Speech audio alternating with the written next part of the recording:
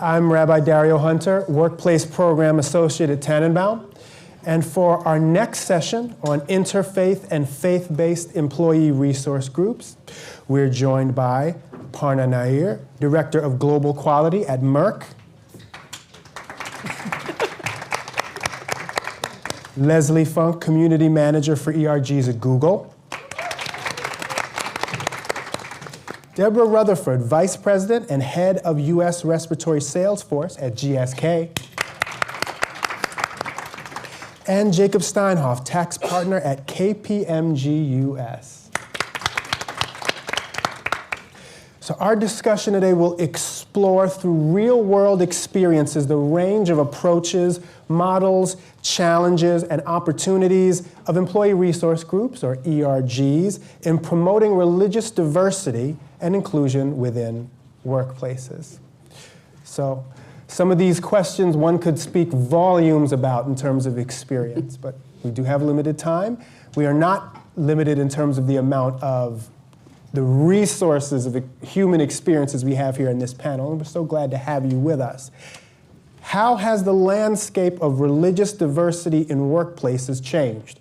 And how have you innovated within ERGs to respond? And we'll start with Aparna. Hi everyone, Aparna Nair. In my day job, which we don't say anymore, I am the global quality at Merck, but I also, in my discretionary time, I used to lead the Interfaith EBRG until earlier this month. For the last 6 years, I'm stepping down now and we have new leads.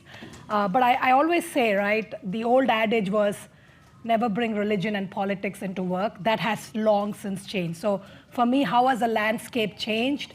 The first thing I would say is, if you have to bring your authentic self and you want to be who you are, you have to bring in what your identity is. And many of us associate our identity with the faith we believe in. So you need to bring that in.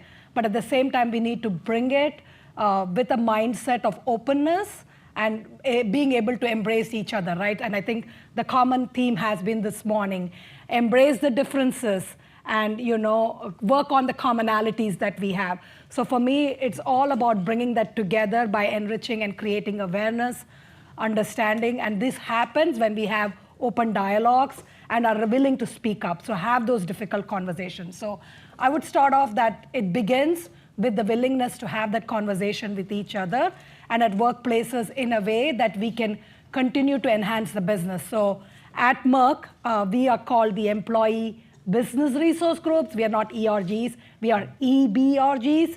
So at the end of the day, we say it's not all fun, food, and flag. It's really how do we, at the end of the day, ensure that our businesses are truly enhanced, right? So we have a diverse set of patients around the world. And I know 5 years back, we wanted to reach 80% of the world. And I want to say today, we want to reach 100% of the world.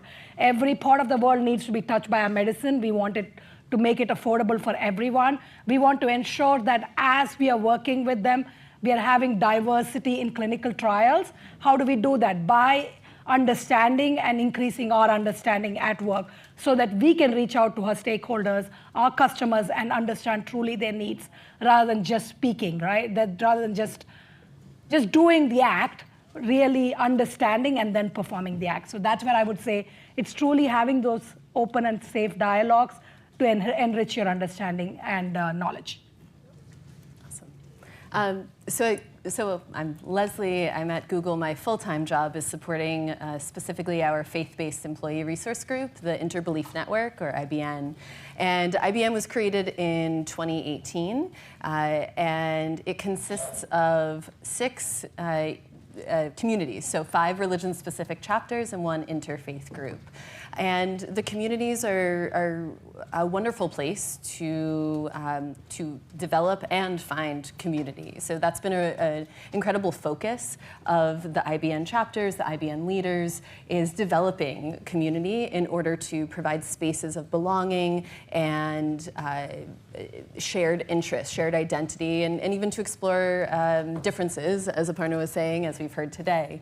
And that has been really critical, I believe, to leveraging the ERG space space, leveraging IBN and the other ERGs to contribute to and advise on Google's products and advise on inclusion and inform so much of what you all likely use when you search something on Google.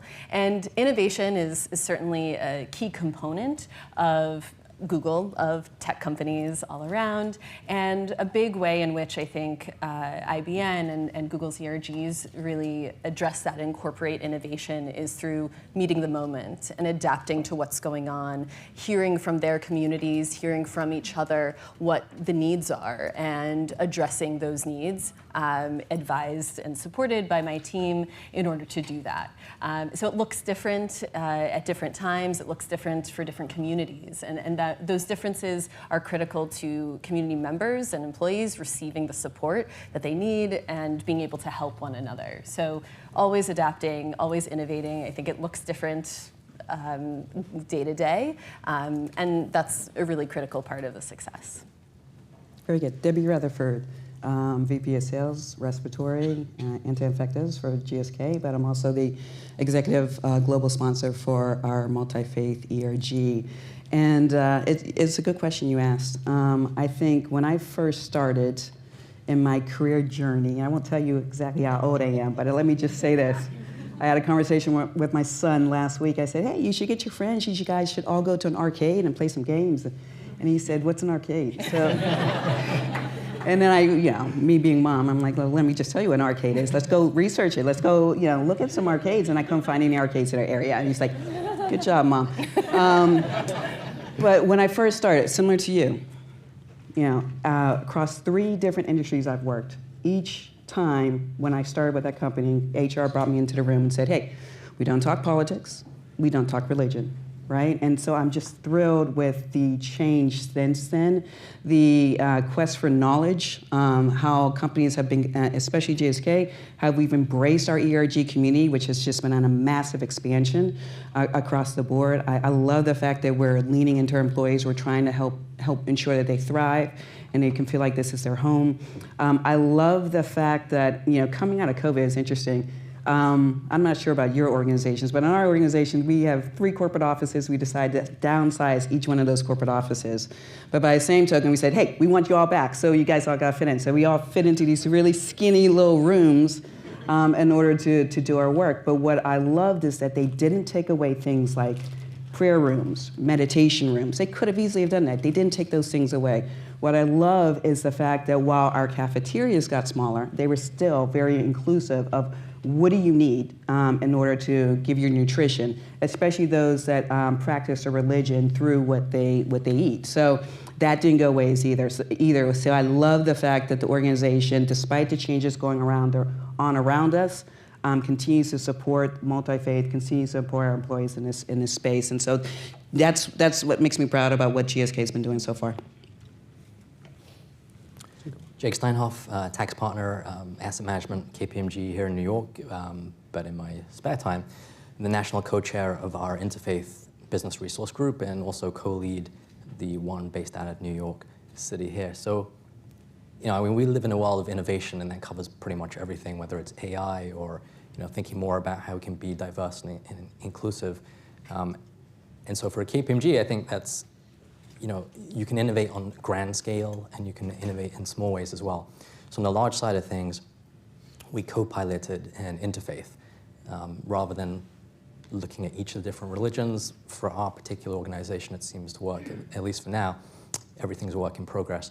But we started a co-pilot, a pilot in 4 different offices across the country. And we saw how that interplayed with different offices, and within each office, I'm lucky enough, here in New York, we've got a melting pot of everything.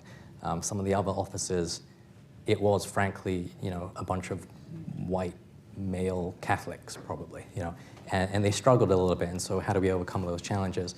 But also on a smaller scale, we've done things. So, for example, our cultural home, as we call it, is this phenomenal training facility in Florida that we call Lake House.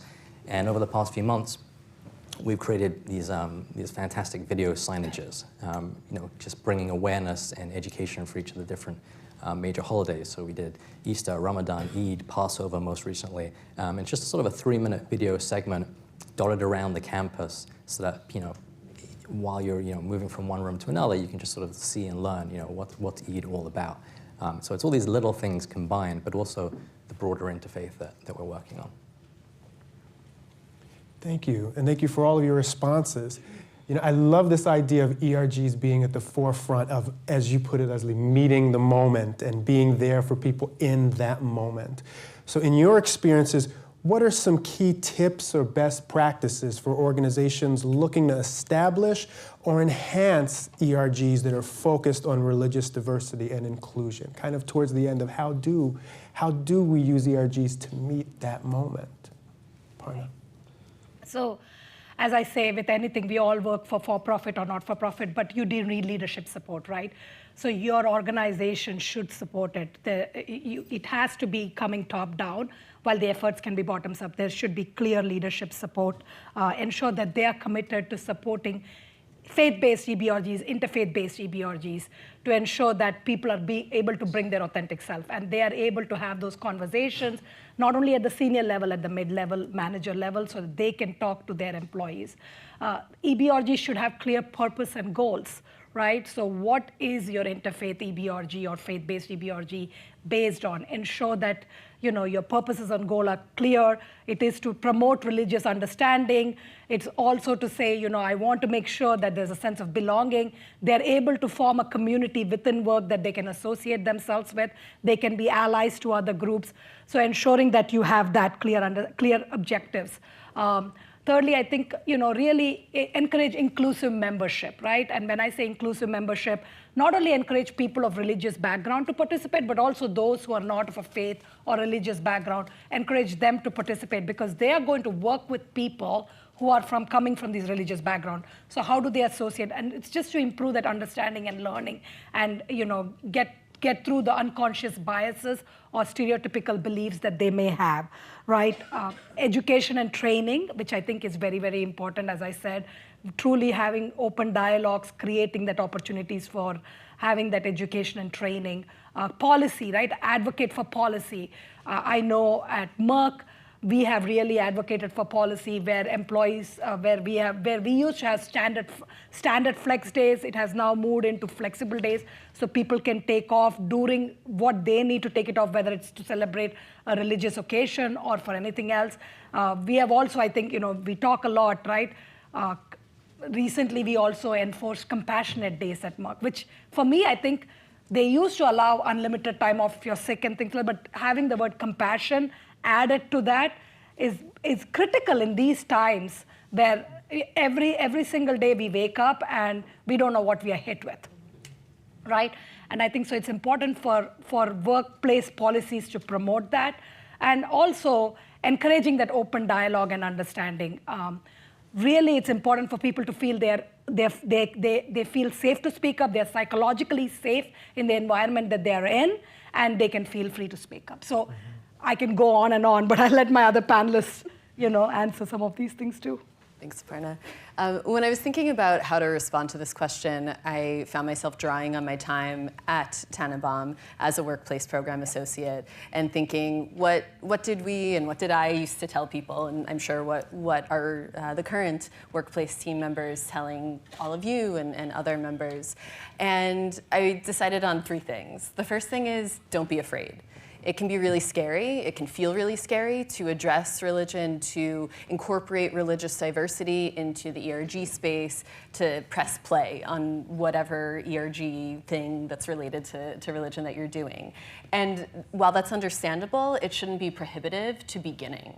And what I think is really key to that is understanding that, yes, religion may have some elements that make it unique as a component of identity. And at the end of the day, religion is another piece of identity. So just as starting a Black ERG or a women's ERG or any other element of identity in turning that into an ERG, there are risks that are inherent in that. And there are also likely structures in place at your organizations to draw from in building up a faith-based ERG, and applying those same learnings, those same approaches consistently to a faith-based ERG. The second piece of advice I would give is to talk to and turn to the experts. And I know I'm biased as a former Tanenbaumer, and we are all fans of Tanenbaum, I imagine, being here. But it's kind of like the adult version of Mr. Rogers' advice of look for the helpers. And Tanenbaum really can provide so much help and does provide a lot of help. So it's not about starting with all the answers, it's about knowing who to turn to for support and advice in the trends, in the challenges, in connections to other companies, to learn more from folks who are already doing this, have done it, and so that you can learn from them and be better prepared. And the third is key as well, to talk to the communities that you are seeking to support. It's really awesome to have great intentions and great ideas about what to do, but those intentions can only take us so far if we're not speaking with the community members who will be impacted and who are seeking the additional support. So talk to the leaders, talk to the folks who are raising their hand, say, I want this, I want to be involved with this, and talk to the folks who maybe aren't as vocal but are still part of these different communities. It's great to, of course, again, as with any identity, as with any community, to understand across and within the community what different folks are saying, what different folks are feeling at any given time, and how you can meet those needs, both within and between communities. It's so critical, I think, to the sustainability of any faith-based ERG. Very good, thank you. I will flip your question just slightly and just share some of the challenges we ran into, so that hopefully you can use that as a best practice moving forward. One of the first challenges we experienced was that when we were looking to stand up a multi-faith ERG, there are already little groups that were clustering together. Our Jewish community was clustered together, our Muslim community was clustered together, and so we were trying to get everyone to come into this bigger multicultural, and the pushback was, we're gonna lose our individuality, we're gonna lose our support network. And we had to have this open dialogue with all those different groups and say, hey, look, do you feel like you're supported at work? To a certain extent, all right? So you're supporting each other, but we want to support you too. Educate us, talk to us about what your needs are. You know, let's partner together. And it took a journey, but we finally got the rest of the teams to come on board, and it's been great ever since. We changed our name from a multi-faith ERG to what we call Axis, which is this integral piece, right? This intersection. And that's what we want, an intersection within GSK where people can come together and feel like they're being supported. The second one was around, you know, we were the newest ERG, we're the smallest ERG, and there's a lot of ERGs in GSK. There really is. And so sometimes you feel like you wind up competing against other ERGs. And we said, you know, we're not going to do that. Let's find, and someone said it earlier, the commonality between these ERGs. And we started really partnering with them in really good programs. And it was beneficial for the whole entire community. So we would do, case in point, African American Alliance, or our Mosaic ERG, every year celebrates Juneteenth. So we said, you know what, we're going to join you, and we're going to talk about not just celebrating Juneteenth, but we're going to talk about really how Christianity and how baptism and all these different religions helped in Juneteenth. And that was part of what Tanenbaum brought to us. And so we love that. You know, there was a conversation earlier around the LGBTQ plus community and how sometimes you don't see that religion play out.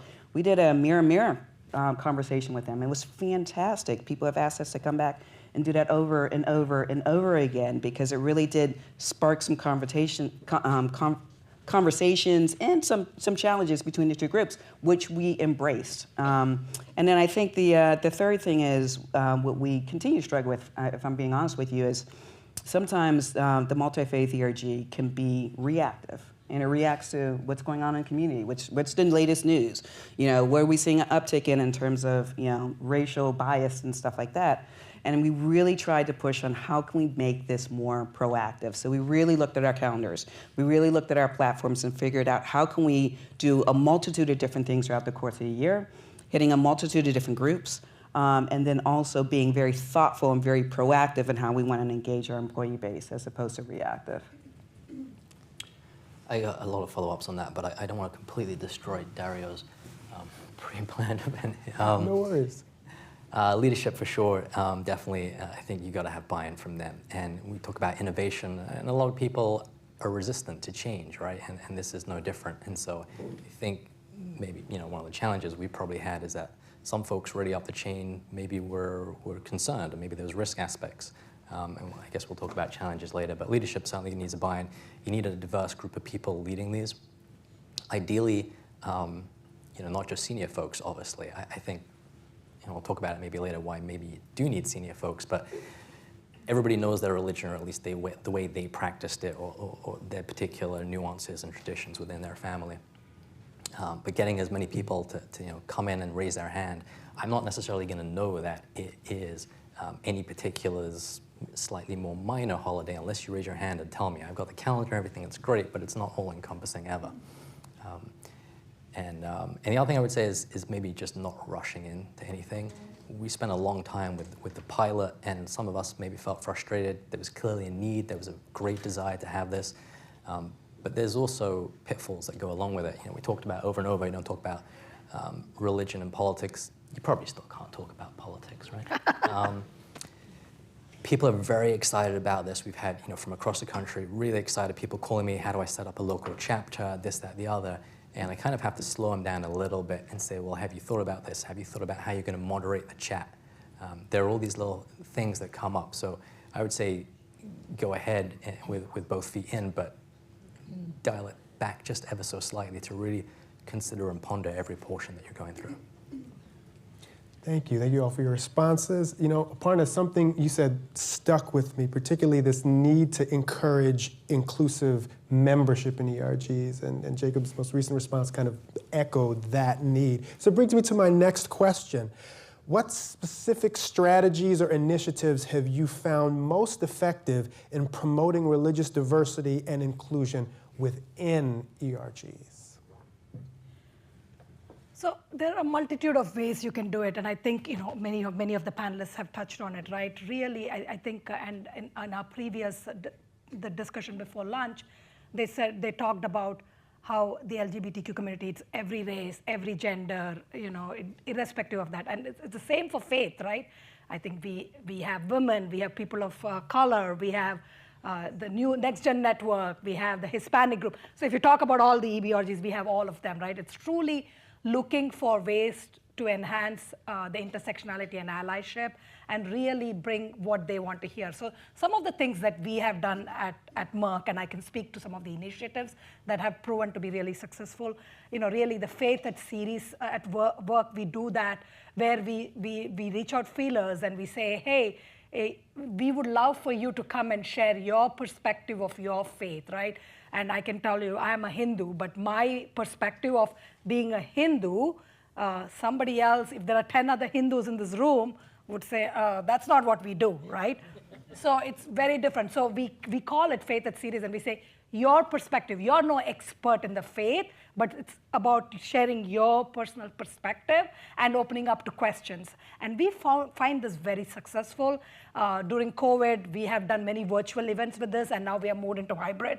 And these events are easily attended by 300, 400 people, right? So people are really interested. We do this once a quarter. They want us to do this even more frequently. But it's really from the members to the members, right? We are not orchestrating these events. So truly bringing that authentic event, I think that's very successful. The other event, I talk about community engagement. So I think I'm really passionate. I'm not only a leader of Interfaith at Merck. Outside of Merck, in my own community, I run a small nonprofit focused on inclusivity and diversity in the community. I live in Bucks County. If anybody has heard about Bucks County, we make the news quite a bit. If you go into Apple Podcast, you can hear us quite a bit. We make the school with our school district policies and everything. So the last couple of years, formed a nonprofit really about bringing the South Asian community together and making the field there. And one of the things that I tell is the South Asian community in general is very affluent in Bucks County. So our needs may be very different, but how do we make our presence felt? So really understanding the pulse and the need and doing activities. So doing community engagement activities is important. And one of the events that we did at Merck is what I call Pit Stop with Leader, and this emerged during COVID again. is we never got to see each other. We used to have water cooler conversations. We run into each other. We never did that during COVID. So we had this intentional series called Pit Stop with Leader, which we did during the months of July and August. And we had 16 or 17 leaders, really senior level leaders, sign up through Interfaith and have them have intimate conversation with a group of 10 to 12 employees. And each year we partnered with a community organization. So with each leader participating, we said Merck would donate this much to a particular organization. So the first year, we partnered with an organization called North-South Foundation. We raised around 110 Google Chromebooks and gave it to inner city Philadelphia kids. Year 2, we partnered with United Nations COVID Relief Fund. So, we are in the 5th year. So this year we are looking to partner with somebody else. We also partnered last year with an organization focused on mental awareness and bringing, right? So the intent was for these leaders to come in through Interfaith, because then we forced them to have conversation on why they believed in Interfaith or Interfaith as an EBRG. How do they associate themselves with it? And then they'll share their journey. So employees find, the feedback that we have gotten is they find that leaders get really vulnerable in these conversations, and they feel they can be themselves when they hear these leaders talk. So some of the ways we have enhanced our EBRG capabilities of Interfaith is through, we have done many more events. One other event I'll touch on and I'll pass on is an Alley Day celebration. We did this last year for the first time. We did it in the month of December. So we call it Alley Day, ALLIDAY. And we encourage employees to, we had a big celebration, and we encourage employees to bring their faith-based traditions, dress up, food, similar, give ideas about food. So we ordered food from outside, but try to have a spirit that not only encompass the December holidays, or what Tanenbaum calls the December dilemma, but really, how do we enforce all the holidays? So we did a lot of celebration that spanned from January through December, but we did it in the month of December. So just some examples of what we did at Merck. I love that. It's so exciting to hear what's being done elsewhere, and the power of storytelling seems like a through line for a lot of what you've shared. And at Google, one of the big things that inspires and I think invigorates our communities is the potential impact that they can have on, again, as I said before, on the products that we're creating. And that is, of course, externally facing. So some examples of the ways in which our communities have engaged with our products, and maybe some of you have used them, is what we call Google Meet backgrounds. So most recently, the one that comes to mind is during Ramadan last year, the Muslims at team, in advance of Ramadan, the Muslims at team advised on creating for the first time, I believe, a background that anyone can use in honor of celebrating Ramadan and observing it throughout the whole month. And it was available for folks to use, and it I think was a great conversation piece, and something that folks really enjoyed being able to do, being able to see, being able to connect with folks globally. And one of the other ways in which, one of the other products that folks can engage with is our search engine, which, of course, the biggest part of what we do. Googling things is, such a phrase these days. And two ways in which our communities have interacted with that and advised is one is called a delight experience. So during Hanukkah each year, you can type in Hanukkah, and what appears is this lovely menorah, this lovely Hanukkah, which I think is really cool. As a Jewish person, I always love when there's like a little Jewish thing there, like, yes, we made it. And that is applied and used by folks, again, globally. And the last one is a little more internally facing, is around Heritage Months. So currently is Jewish American Heritage Month, and our Buddhist community has decided also that they wanted to just kind of encapsulate some of their programming in a Buddhist Heritage Month. So Googlers get to experience these different Heritage Months and learning opportunities and engage with one another through these different programs. And while it can be challenging to make time for all of the things, because it's also Asian American Pacific Islander Month and Mental Health Awareness Month, what great opportunities to engage and intersect across identities. And another piece, actually, I was reminded of with what you were sharing before about the food activations that my team has supported our communities in facilitating, again, on a global scale. We have 180,000 employees in locations around the world, so there's a lot to navigate and a lot of local efforts that are celebrated, but food cuts across all of that. And it's such a great way to learn more, to stumble upon even, and to engage with not just different dietary restrictions, but what foods are celebrated and important in celebrations that everyone can learn about. So recently with Passover, we had made matzah available. I don't know if it was just our Jewish employees enjoying that. I think the non-Jewish employees found more enjoyment in it, but to have the matzah there is what was important. And the symbolism of you belong, we see you, you matter. And another piece, again, I think has been echoed across my colleagues here, is around holidays and awareness. And while it can be difficult, I think, to be the one saying, hey, here's my holiday and let me tell you about it, the way I celebrate it, like you said, Aparna, there can be a lot of pressure with that. There's also a chance to learn about each other's holidays and to educate our 180,000 employees on a global scale around what holidays might be relevant, why people might be taking them off, to kind of have a cheat sheet, supplemented, of course, by Tanenbaum's resources on the different fact sheets for holidays. It's just such a great learning opportunity without having to say, hey, I don't know what this is. People know where to look, and they know in advance which days are work-restricted holidays. And we've worked closely with the Interfaith ERG to build on resources they've created and to really amplify them across the company. So there's so many different ways in which the communities have really bettered the company and bettered our products. Yeah, I think our approach is relatively simple, right? We want employee engagement. We love to have panels where we can have every single religion represented. We even have atheism represented on those panels, and it's just fascinating to see the dialogue and conversation. And we always ask the question, how can we better support you? How can we make you feel like you're being supported at work? And it's interesting how different faiths echo back to us what they need, and it's refreshing. It's great. I think education's absolutely key. I mean, as part of your ERG, it absolutely is key. That's why we love Tanenbaum, because on a good day you can go 8 to 5 and not take a break, right? And so how are you going to also now find time to plan programs and bring resources to bear? And at any given moment we can call them up, and there's some available resources we can leverage or use. We call them up all the time and say, hey, look, we're seeing something pop in the news. What do you got for us? And they always, they say, well, this is what we're hearing across our customer base, which is great because a lot of other companies are using the organization, and so you're getting different perspectives from different organizations that you can use for yourself. So I absolutely love that. We believe in site visits, right? So to your point, all over the globe, it's like, where are the site visits? How can we help support? Because sometimes, individuals don't feel like they're supported within that particular manufacturing site or whatever. And so having a site lead there is important. It's embedded there to help make sure they feel like they have what they need to be successful. And I think, at the end of the day, I think it just comes down to making sure, and it was said, leadership has to be a part of this.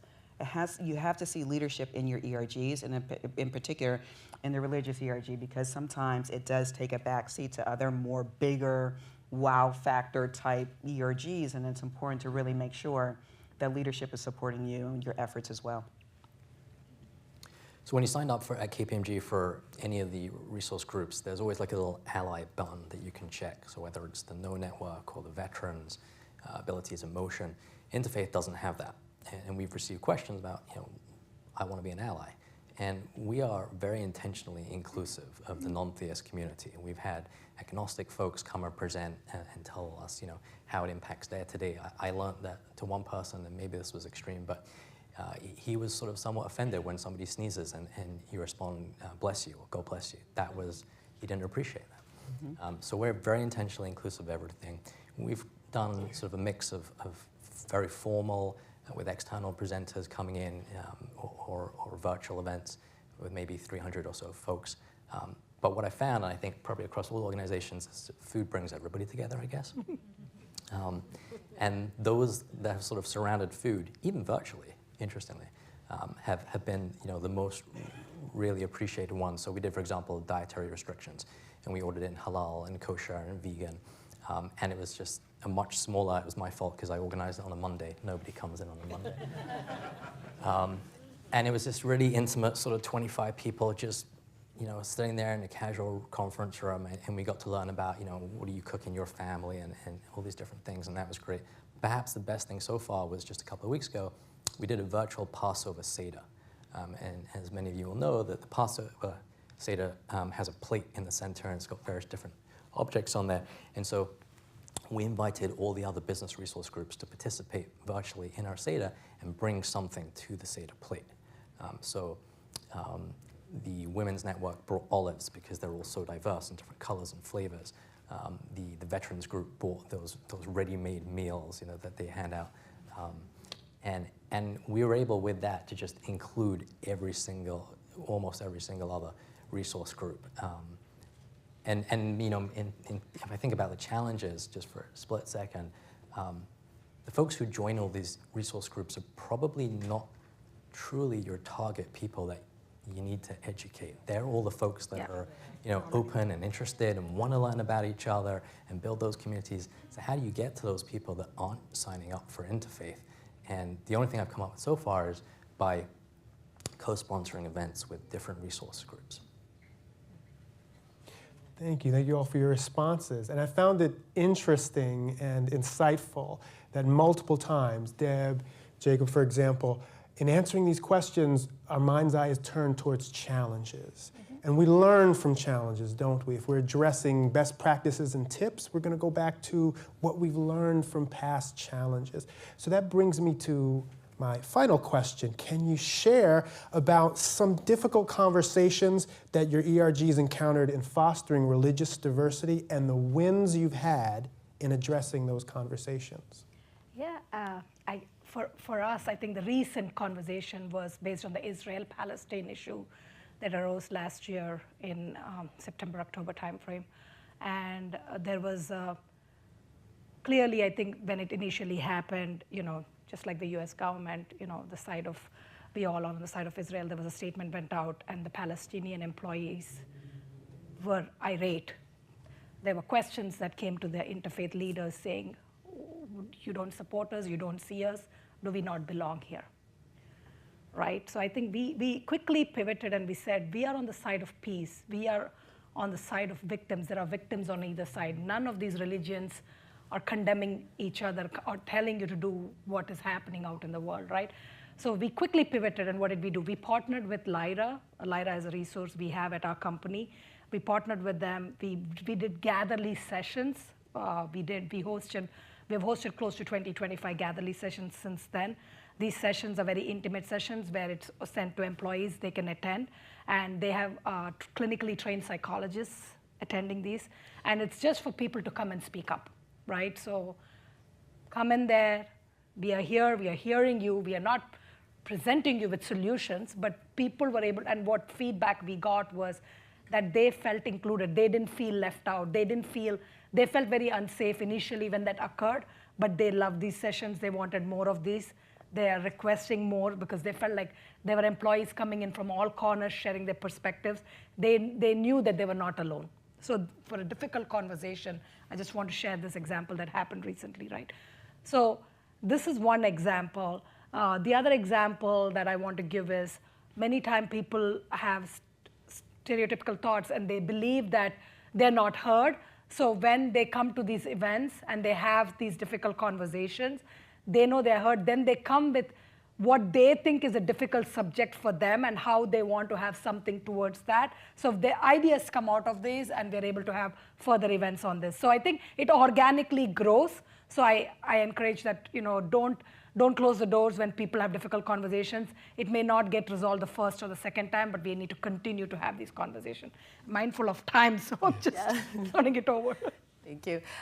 So I'll be quick. I think one of the big challenges is around the speed of change management, and that our communities, our IBN leaders would like changes to happen quicker and to happen more broadly across the company, and again, on a global scale, which is really tricky to do.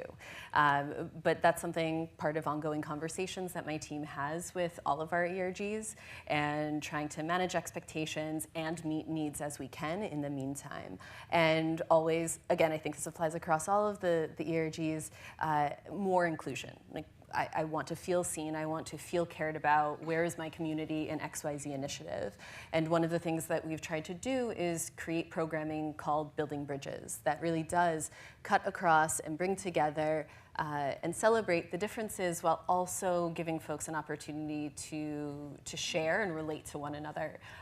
We bring in external folks and we also highlight internal community stories. So a small way in which we try to address the concerns in addition to ongoing dialogue, again, between my team and the ERGs.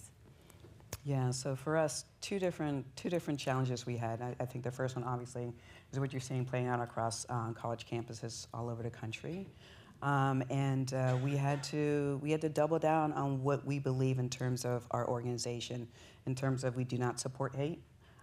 We have a company that fully embraces everybody. And we had to really make sure that that rhetoric came out over and over and over again, because religion is on both sides of that coin when you look at it. And so we really doubled down on the resources. We use some of the, how do you have the communication type resources you guys have? How do you start the conversation? How do you show empathy? How do you, we doubled down on those resources and made those available to all of our leaders, all of our employees, so that if you're not sure how do you navigate what's going on around you, here's some resources you can leverage. That was one, and then the second one is we just in April had a major national meeting, and of course, it's important you have that multi-faith calendar because between November and January 15th, there's like 29 different holidays that you can kind of you could celebrate, and so how do you pick the right date for your meetings and stuff? And so unfortunately in April, this one bumped up against the Muslim community and their holiday. And so we were very upset about that. And what we committed to is the whole entire meeting, the whole entire week, 5 days, we filmed everything so that at their own time and their own desire, they can recreate the moments of the meeting. We sent them, if we gave out stuff, we made sure they got shipped to them so they didn't have to choose between religion and doing your day job. And so they got a chance to experience both. Yeah, I think obviously the situation around the world right now is compounding the difficulty and challenges that we face. But even before that, so putting that aside, what we found is no matter what event, whether it's virtual, hybrid, in person, no matter what it is, somebody is going to have something to say. You can't satisfy everybody. And some of them are well-founded, and then you have people who put on a facade of trying to help, but clearly are coming from a different place that's the antithesis of what we're looking for. And so you got to acknowledge everybody, obviously. But I think the way I try to handle everything ultimately is that we have so much more in common with each other throughout and across the religions than we do to, we have differences, and you got to acknowledge that. I'm not going to solve everything that's happened, everywhere in the world, but if we focus on our similarities and common ground, we can build better communities and appreciate each other better. And on that positive note, I'd like to thank our ERG panelists.